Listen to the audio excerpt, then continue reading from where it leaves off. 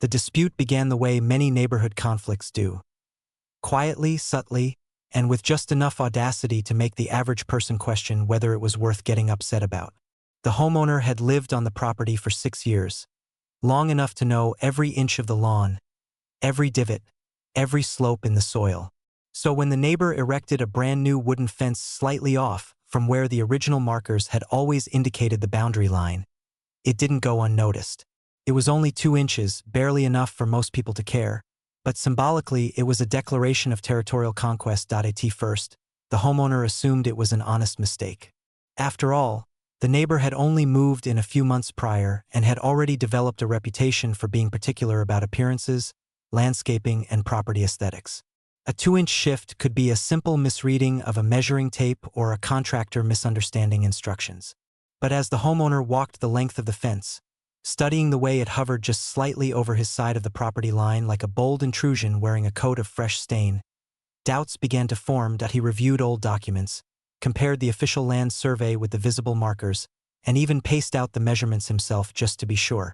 Everything confirmed what he already knew. The fence was over the line. Not by much, but enough for it to be legally problematic. Enough for it to become an irritation every time he looked out the kitchen window. Enough for it to stir that particular combination of annoyance and determination that drives some people to action. He decided the first step would be to address it calmly. He planned on speaking with the neighbor to resolve things without escalating the situation. But before he got the chance, he discovered something even more bothersome. Not only was the fence misplaced, but the neighbor had also installed it in a way that intentionally pointed its clean, polished side toward his yard rather than their own. It was a subtle but undeniable show of dominance, as though the neighbor wanted the homeowner to be reminded every day that someone else had dared to claim a sliver of his land. Days passed, and the neighbor seemed keenly aware of the homeowner's growing dissatisfaction. Instead of attempting reconciliation, the neighbor doubled down, decorating the fence, adding small ornamental hooks, hanging plants along the edges, and even installing a motion sensor light facing directly into the homeowner's yard. Each addition felt like another shove, another reminder that this fence now existed as a monument of intrusion. The homeowner, determined not to be bullied on his own land, began to research options. He dug deep into local zoning laws, spent evenings reading through property regulations, and learned more about easements, setbacks, and construction codes than he ever expected to. And that was when he stumbled across an interesting detail. On his property, directly against the neighbor's fence line, whether 2 inches or 2 feet, he had full rights to place a structure, as long as it met the definition of a microdwelling or accessory building under a certain square footage. The idea came slowly at first, like the spark of a candle wick. But the more he thought about it, the brighter it grew. He realized he didn't have to confront the neighbor directly. He didn't need a shouting match or a hostile confrontation. He could respond in a way that was perfectly legal, unquestionably compliant with zoning regulations, and undeniably symbolic. Something that would stand as a quiet but powerful rebuttal to the neighbor's attempted land grab. A tiny house. Not a full living space, just a miniature construction perfectly within legal limits. Small but present. Petite butte inignorable. Something that would sit flush against the misplaced fence, leaving the neighbor absolutely no room for future expansions, additions, or decorative ambitions. If the neighbor wanted to take 2 inches, he would give them an entire wall to stare at. The more he planned, the more the homeowner felt a sense of justified satisfaction. He envisioned the structure, sketched it on paper, and even tested the dimensions on the ground. He ordered materials discreetly, making sure everything complied with code. He arranged for a discreet weekend delivery, ensuring no one could accuse him of breaking any rules. But before he built anything, he made one final attempt to resolve things quietly. He sent a certified letter outlining the boundary discrepancy, complete with attached copies of the property survey. It was polite, professional, and clear. He waited for a response, half hoping the neighbor might acknowledge the error. But instead, he received a curt message taped to the fence itself. A handwritten note stating that the fence was correct as installed, and that any attempts to interfere with it would be considered harassment. That was all the confirmation he needed. The homeowner proceeded with his plan. Over the next few days, the yard transformed into a small-scale construction site. He worked methodically, measuring every board twice, securing every joint, and double-checking every regulation. Neighbors began to notice. Some watched from porches, curious. Others whispered while walking their dogs. A few even offered encouragement, though they didn't fully understand what was being built. As the base took shape, the homeowner felt a renewed sense of empowerment. He wasn't just building a structure. He was reclaiming his own ground, inch by inch. The tiny house rose slowly, taking form with surprising charm. It had a simple, modern profile with clean lines and a small window strategically placed to face only his yard. He wasn't interested in spying on anyone. This wasn't about retaliation through surveillance. It was about presence. A quiet but unmistakable presence. When the final panel went up, marking the completion of the outer shell, the homeowner stepped back to admire the work. The structure stood just inches from the fence, perfectly legal, perfectly aligned, and undeniably symbolic. It transformed the entire dynamic of the boundary line. The neighbor, who had been away for most of the construction, returned just as the last touches were being completed. Though there were no spoken words exchanged, the tension that rippled through the air was palpable. The neighbor stared at the unexpected building with disbelief, confusion, and visible irritation. The misplaced fence no longer looked like a confident assertion of ownership. Now it looked like a trapped mistake, wedged between the property line and a defiant little house that stood like a guardian. And that was only the beginning. The neighbor's reaction to the tiny house was instantaneous and volcanic, though silent on the surface. The moment he saw the small structure rising flush against the fence, he stopped mid-stride on his driveway, stiffened, and stared as though the building itself had insulted him. His expression shifted through a range of emotions: shock, disbelief, indignation, and finally the cold certainty of someone preparing for battle.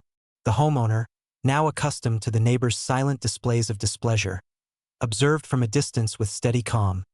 Knowing full well that the real conflict was only just beginning. Within a day, the neighbor made his first move. He began pacing around the fence with a tape measure, pressing the metal hook against the soil as though he could somehow shift reality through angling the numbers in his favor. He took photos from multiple angles, crouched dramatically at the base of the fence, and even crawled beneath one of the fence panels to peer toward the foundation of the tiny structure. It was a scene that quickly attracted the interest of other residents. People slowed their morning walks to see what the commotion was about. Some neighbors exchanged glances, already aware of the brewing tension from Chapter 1's construction spectacle. The neighbor escalated further by calling the HOA, initiating what he believed would be a swift punishment for the homeowner's unauthorized building. But the call did not unfold the way he hoped. When the HOA representative arrived to inspect the situation, the homeowner presented every document, permit, and code printed neatly in a binder. Zoning laws, accessory structure regulations, setback requirements, all meticulously highlighted and tab-marked for convenience. It was a presentation so thorough that the HOA inspector, normally stern and inflexible, found himself uncharacteristically quiet. After a long walk around the tiny house, a review of the property's plat map, and several moments of uneasy silence, the inspector confirmed the truth. Everything the homeowner had built was completely legal. The neighbor's fence, however, hovered illegally over the property line, even if only by 2 inches. When this fact was read aloud from the survey, the neighbor's posture stiffened further, shoulders tightening like coiled wire. The inspector, already overwhelmed, decided to intervene as minimally as possible. He left with a vague promise to review the situation further, clearly choosing neutrality for his own sanity. The neighbor did not take the news well. He stormed back into his home, slamming the door hard enough for the sound to echo across the cul-de-sac. But instead of retreating, he emerged later with his phone held high, pacing the fence line once again while recording long, dramatic shots of the tiny structure. He narrated in an outraged whisper, clearly intending to collect evidence for whatever battle he planned next. Unfortunately for him, the footage he captured ended up more comedic than incriminating. Unbeknownst to both parties, one of the surrounding neighbors had been quietly filming the entire ordeal from their second-story window. That neighbor, a prolific uploader of neighborhood oddities, posted a short compilation titled, "Man Loses His Mind Over a Tiny House Because He Built His Fence 2 Inches Too Far." Within hours, the video spread through local message boards. By the next day, it had reached a far larger audience, one with a particular fondness for HOA drama and petty property disputes. The video went viral. Suddenly, people across the internet were analyzing the fence line with forensic enthusiasm, pausing frames to examine the tiny gap between slats and siding. Comment sections filled with passionate declarations about property rights, zoning codes, and the timeless struggle between petty neighbors. The homeowner found himself unexpectedly painted as a calm, strategic hero. The neighbor became the reluctant antagonist, portrayed as the unwitting villain in a story he never consented to star in. While the homeowner had not planned on going viral, he could not deny the bizarre, growing amusement surrounding the situation. Still, he stayed focused on maintaining composure. He refused to be pulled into drama. He continued to treat his tiny house as a quiet statement of boundary and principle, not a tool for escalation. But the neighbor could not do the same. Within days, the neighbor filed multiple complaints, not only with the HOA, but also with the city inspector's office, the zoning department, and even a general noise complaint despite the tiny house producing no noise whatsoever. Each complaint resulted in the same process: an official review, a visit from someone carrying a clipboard, and an eventual confirmation that the tiny house violated nothing.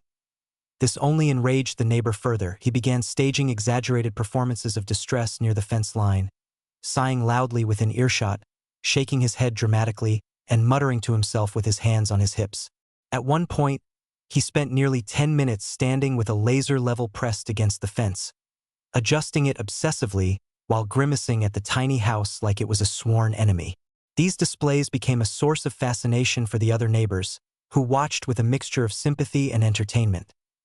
The homeowner continued documenting everything quietly, not for the internet, but for protection. He sensed the neighbor was spiraling, and while he hoped for a peaceful resolution, he also knew the importance of keeping records when dealing with someone who refused to acknowledge facts. Then came the day when the neighbor attempted the boldest move yet. He tried to remove a panel of the fence himself under the guise of adjusting alignment. The homeowner watched from a distance as the neighbor unscrewed bolts and wiggled boards with aggressive determination. But the moment the panel shifted even slightly, it scraped loudly against the tiny house's siding. Proof that the fence was intruding onto the homeowner's land. It was the sound heard across the neighborhood. The scraping instantly drew attention. A few neighbors turned toward the noise, and a couple walked out of their garages to see what was happening. The neighbor froze mid-movement, suddenly aware of the eyes on him. He stepped back, breathing fast, clearly realizing he had just unintentionally provided further evidence that the fence was encroaching. The tension in the air reached its peak that afternoon. The neighbor retreated back into his home with an intensity that suggested a major retaliation was brewing. The homeowner braced himself for whatever came next, not with fear, but with calculated readiness. He had stood his ground. He had followed the law. He had built something that spoke clearly without needing a single word. And now the neighborhood, the HOA, and even the internet were watching the next move in a fence war that had spiraled far beyond 2 inches of disputed soil. The real confrontation was just beginning. The neighbor's retreat into his home signaled the start of a tense calm, a quiet, chilly stillness that settled over the cul-de-sac. It was the kind of silence that comes before a storm, the kind that makes neighbors watch from behind curtains and keeps dogs alert and pacing. Everyone sensed something was about to happen. The fence war had grown beyond a simple boundary dispute. It had become a spectacle, a neighborhood saga, and an online fascination. The tiny house stood still and confident, while the misplaced fence strained against the weight of scrutiny. For 3 days, little movement came from the neighbor's home. His car remained in the driveway, curtains stayed drawn tight, and deliveries stacked up on the porch untouched. Some neighbors whispered that he was preparing a lawsuit. Others thought he was drafting a furious complaint letter to the city. The homeowner, who had spent the past several weeks becoming well-versed in property law, assumed a legal strike was inevitable. He prepared quietly, organizing documents, photos, and timestamps with near-military precision. Then, late in the afternoon of the 3rd day, the neighbor resurfaced. He emerged wearing the stern posture of someone who believed he had found a loophole, a final weapon, a trump card in the escalating battle. Without acknowledging anyone watching, he marched directly toward the fence carrying a folded piece of paper and a thick envelope. He approached the tiny house not as a builder or a neighbor but as someone with perceived authority. The homeowner, noticing the unusual movement, stepped outside to observe from a respectful distance. Despite the tension, he moved calmly, determined not to give the neighbor any material to use against him. The neighbor affixed the folded paper to the fence using a strip of clear tape, carefully, ceremoniously, as if posting an official decree. He then stepped back and crossed his arms, staring at the paper with a look of self-assured victory. And then he waited, gazing toward the homeowner's porch with the expression of someone expecting panic. The homeowner approached slowly, read the posted notice carefully, and felt a quiet wave of relief. It wasn't a lawsuit. It wasn't a cease and desist. It wasn't even a valid complaint. It was a vague, homemade demand for removal. Written in overly dramatic phrasing, referencing incorrect zoning codes, citing non-existent statutes, and claiming the tiny house was obstructing air circulation. A concept with no legal grounding whatsoever. It was, in essence, nothing. The neighbor, now watching for a reaction, found none. The homeowner simply nodded, photographed the notice, and returned inside without any visible frustration. His calmness unsettled the neighbor more than any confrontation would have. That evening, the homeowner reviewed the letter with a measured sense of inevitability. He knew this would not hold up legally, but he also knew the neighbor was reaching a breaking point, grasping at anything to regain control over a situation that had spiraled far beyond his intentions. The tiny house had become a symbol, not only to the neighborhood but to the online audience following the saga. It represented resistance, boundaries, and the quiet power of legality against pettiness. The next morning, the storm arrived. A city inspector, clipboard in hand, approached the property. Unlike previous visits, this inspector arrived with intensity, marching straight to the tiny house and then to the fence. It was clear the neighbor had filed a detailed complaint, likely full of dramatic embellishments. But something was different. This inspector seemed more thorough, more experienced, and less easily influenced by theatrics. He measured the tiny house with precision, checked setbacks, reviewed the property lines, and inspected the fence with professional care. He spent longer than any inspector before him, quietly studying the 2-inch encroachment. After nearly 40 minutes of silent evaluation, he walked toward the homeowner with a look that conveyed both clarity and finality. The inspector explained the situation in calm, factual terms. The tiny house was perfectly compliant. Every measurement aligned with zoning regulations. Every permit had been filed correctly. But the fence, those 2 inches that seemed insignificant at the beginning, was now officially deemed an encroachment onto the homeowner's land. Under municipal code, the fence would need to be moved to its proper position. The neighbor, who had emerged from his home mid-inspection, froze at the verdict. There was no loophole, no creative interpretation, no last-minute technicality. The fence had to move. The inspector gave the neighbor 30 days to correct the encroachment. If he failed to comply, the city would issue fines and eventually remove the offending portion at his expense. The news rippled across the neighborhood like an electric current. After weeks of tension, everything hinged on the neighbor's next decision. He did not take it well throughout the evening. He walked the fence line repeatedly, pacing, muttering to himself, and shaking his head in disbelief. He leaned against the wood as though trying to will it back into place by sheer frustration. He scrolled endlessly on his phone, undoubtedly searching for any way to challenge the ruling. But there was none. The next day, a new video appeared online, not uploaded by the homeowner, but by another neighbor who had been documenting the ongoing drama with fascination. The video captured the exact moment the inspector delivered the verdict. It showed the neighbor's face shifting from stubborn confidence to stunned realization. The clip exploded online, becoming the most viewed installment in the unfolding saga. The homeowner, once again unintentionally pulled into viral attention, remained composed. He had never sought revenge or fame. He simply defended his property with quiet persistence. Over the next several weeks, the fence slowly came down.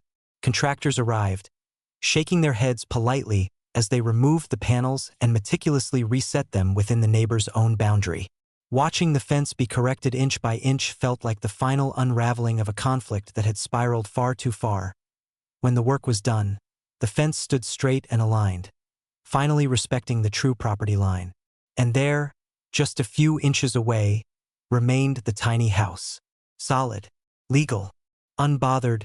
Surprisingly, after the fence was corrected, the neighbor seemed to retreat from drama altogether.